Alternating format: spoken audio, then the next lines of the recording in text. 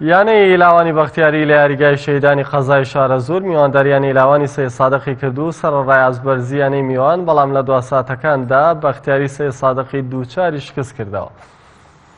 لە کۆتا خولەکەکانی یاریەکەدا پەیوەند حەسەن لە خولەکی 92 گۆڵی پێشکەوتن و سەرکەوتنی تۆمار کردو.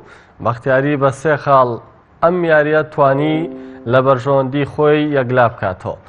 بۆ ئەوەی زۆر بە یاریزانانی بەختیاری دانیشتووی قەزای شارە زۆرن، بەختیاری بڕیاری داوە یاریگای کوردستانی ئەو قەزایە وەک یاریگای خۆی بناسێنێت و یاریەکانی تێدا ئەنجام بدات.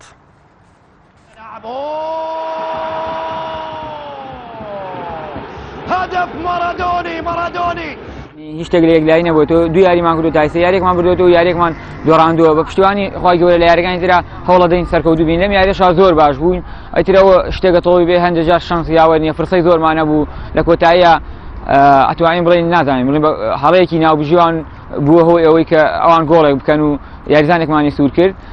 بەڵام کاتماوە یاریێکمان بردوێت و یاریش دۆڕاوین و ئێستش لە منافەتەکان و بە پشتیوانی خی گەورە هەوڵێن لە یاریەکانی ترا باشتر بین و باشتر خۆمان ئامادەکەین بۆ یاریەکانی تر و لە تیبەکەش ڕازیم بەگشتی ئیتر فرسەیە ئەفەوتێ و ئەمڕۆ لە خاکی خۆمان میوانداری یانەی سێزایەکمان کرد.